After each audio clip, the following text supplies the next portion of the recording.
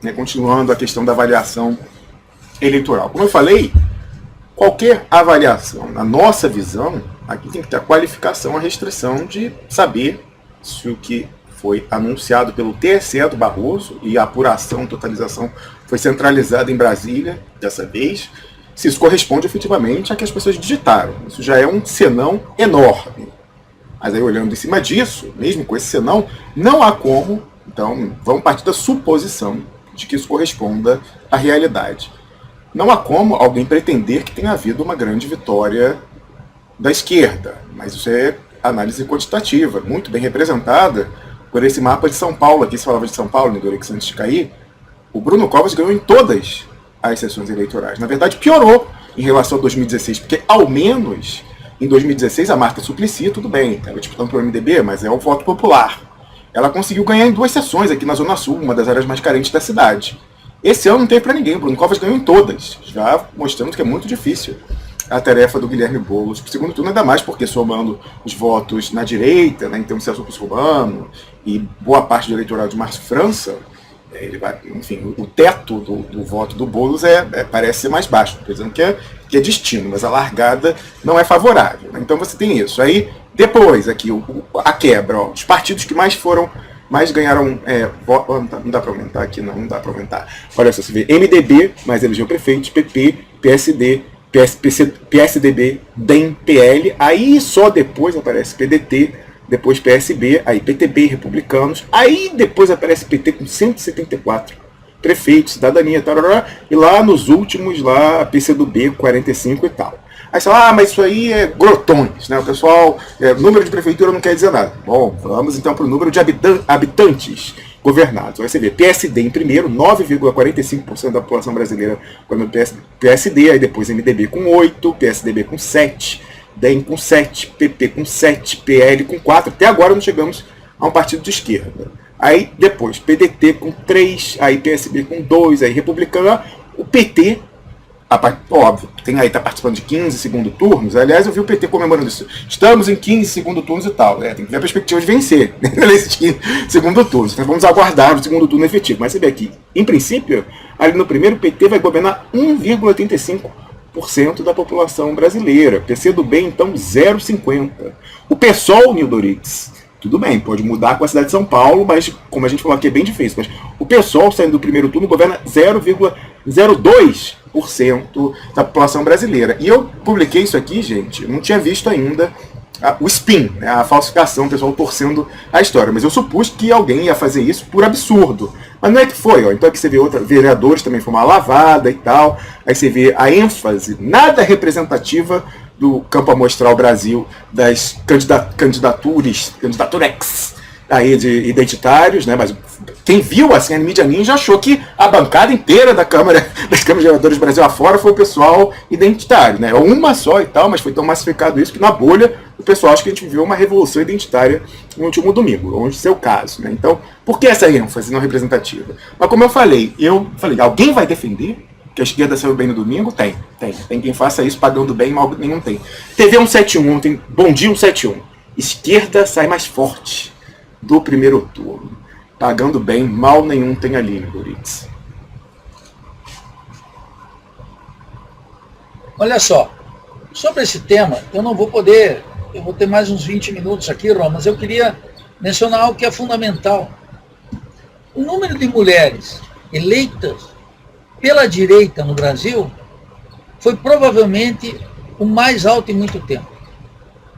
Hoje eu recebi da minha amiga jornalista e companheira de trabalho, Elaine Tavares, a lista dos indígenas eleitos no Brasil inteiro. Na sua absoluta maioria, mas absoluta por partidos de direita. Eu anunciei aqui tantas vezes, né, que a causa da identidade seria capturada pela direita. Toda causa identitária será capturada pela direita. Na eleição agora nos Estados Unidos, porque isso vem de lá, não tem a ver com o nosso povo, o Trump teve mais votos entre os latinos e mais votos entre os negros do que na última eleição, Ron. Aí as pessoas dizem, como é que pode? Eu digo, Porque a identidade não define a consciência de classe. Eu posso me identificar com os carecas, ou com os joaçabenses, ou com os catarinas, mas não é isso que define. Eu posso me identificar como branco hétero, mas não é isso que vai definir meu voto. É uma ilusão. É a mesma coisa. Nós temos agora 13 ou 14 mandatos coletivos. Ora, um mandato coletivo, eu até entendo a boa intenção das pessoas, mas isso não muda a natureza da representação e do regime. Isso passa por uma experiência. A maioria deles não sustentará a sua existência daqui a 4 anos.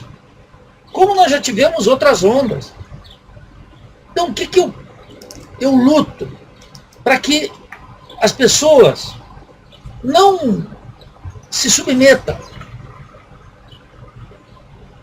à emergência do fato. Na história, um grande historiador mostrou o seguinte: o fato, os acontecimentos, eles vêm, são como os fogos de artifício, iluminam e depois caem na escuridão. A tarefa intelectual e política é observar na escuridão. Agora, passados os votos, fazer uma análise fria e não vender gato por lebre nos processos eleitorais. Os processos eleitorais, quando bem encarados, têm que estar a serviço da luta pelo poder político e pela Revolução Brasileira. Fora disso, a despeito de todas as boas intenções, é uma cumplicidade com a ordem burguesa.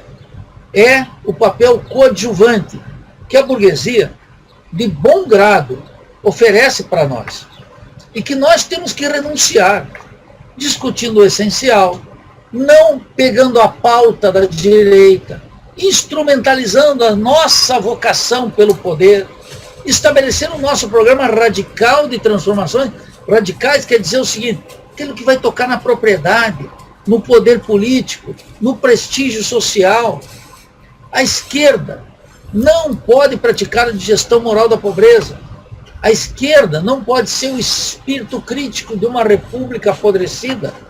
A esquerda não pode ser a promessa de regeneração do atual sistema.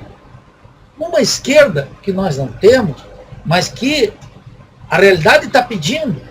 Ela está pedindo essa mudança. Isso não é uma coisa de um intelectual e de um lunático, de um revolucionário. Não, eu estou observando a realidade brasileira. Eu estou vendo a decomposição com a crise. Eu estou vendo como o Estado está cada vez mais expressão do Comitê de Negócios da Burguesia, cujo último passo foi as regras aprovadas da autonomia do Banco Central. Não vamos esquecer o pacote Moro.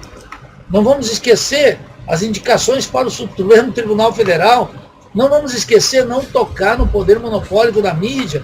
Não vamos esquecer dos programas apresentados pela Fundação Perseu Abramo ou o livro do Ciro Gomes, que são aquilo, digamos, o horizonte para observar como é que a esquerda está pensando o futuro, para ela poder ser portadora, não só das esperanças, do desespero de milhões de brasileiros, condenados à vala comum do sofrimento humano, a esse vale de lágrimas que parece interminável e que aumenta todos os dias.